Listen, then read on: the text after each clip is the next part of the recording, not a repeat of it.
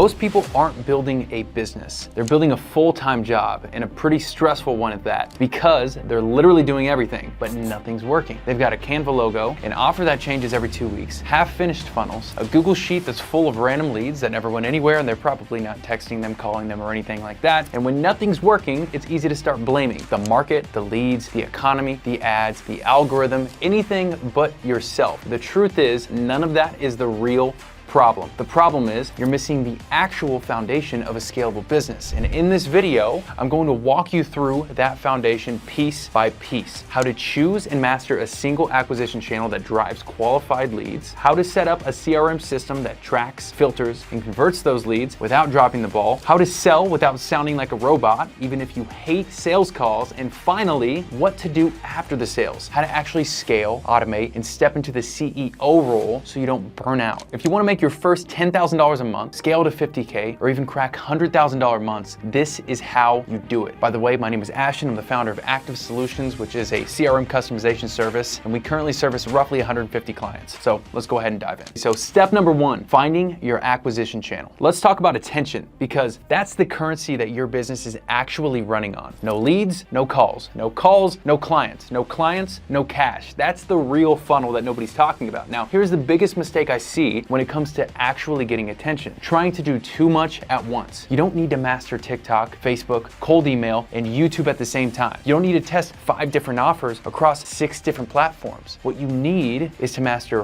one acquisition channel that actually fits your avatar. And let me say that again. You need to master one acquisition channel. And let's pause really quick, just for a reality check. There is no magic potion. You're not special. You're not going to hop on Facebook ads for the first time and magically make $100,000 next month. I don't care how good your idea is. And there are some outliers and some people who have hit it pretty big, pretty quickly. That's not the standard. That's not the process. And businesses do not work like that. If you want consistent revenue, you need consistent execution. So here's how to figure out which channel that you should commit to. Start with your avatar. Who are you actually trying to serve? And if you don't know, your channel won't matter. You can't reach people when you don't know who they are. So ask yourself, what's their age? What's their gender? What's their income? What's their lifestyle? What social platforms do they use? Where are they already paying for things, and what are they already paying for? Are they problem aware? Are they totally cold? Now you build what I call your go-to-market path. It's the fastest route between you and your ideal customer. For B2B, cold email, LinkedIn, or Facebook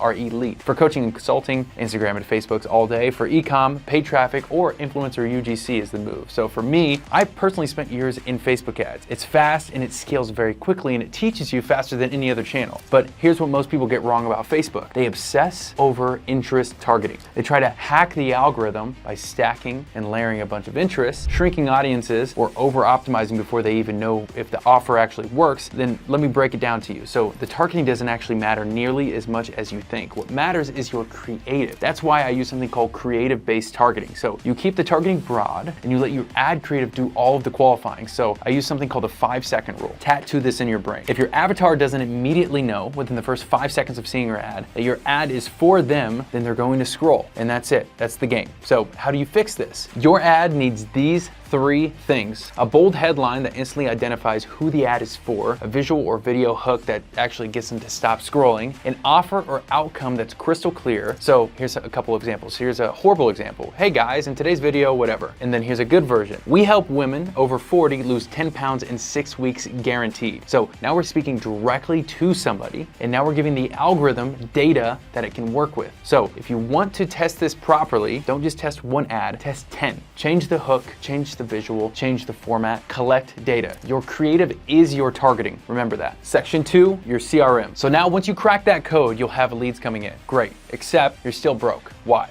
Because attention without infrastructure is just noise. So let me ask you, do you have a place where every lead is tracked? Do you know how many new leads that you got today, yesterday, or the day before, or last week, or last month? Do you know how many are in the hot stage versus the cold stage? Do you even know what that means? Or is it just a pile of unread DMs, missed calls, and unqualified Calendly bookings? You don't need a $10,000 funnel. That's not gonna save your life. You need a real CRM. Now, here's a quick reality check. One of my biggest pet peeves is when people say, I just want high quality lead. People who show up and they're ready to buy. That person does not exist. Not for you anyway, not until you've actually earned that trust. Nobody knows who you are, nobody owes you any attention, and there's no such thing as a lead who comes in pre-sold and ready to hand you money when you have zero brand, zero positioning, and zero credibility. You have to make the lead high quality, and you qualify them, you follow up, you build trust, and you earn that attention. If you don't want to do that, that's 100% fine, but enjoy having a failing business. Now let's get a little tactical here. Use a platform like Go High Level, for example, but any CRM that really lets you build a pipeline will work. Now let's structure your pipeline. So you need a new lead stage, a hot lead stage, an appointment book stage, a no-show or reschedule stage, and then a closed won and a closed lost stage. Connect your acquisition channel to your CRM, set up automations so no lead slips through the cracks, follow up fast and relentlessly, and even add in some layered appointment confirmations or messages that are going to automatically follow up with people. Now, section 3, sales. Okay, so you have leads coming in, they're showing up on calls, but now you're closing 1 in 10. That's not a lead problem, that's a sales problem. Sales isn't about being pushy, by the way. It's not about talking nonstop, it's about diagnosing. And it's about pulling the truth out of people, not the surface level stuff, the real pain. So let me give you an example. Let's say you're in fitness. You ask a prospect, so what got you to take this step today? And they say, I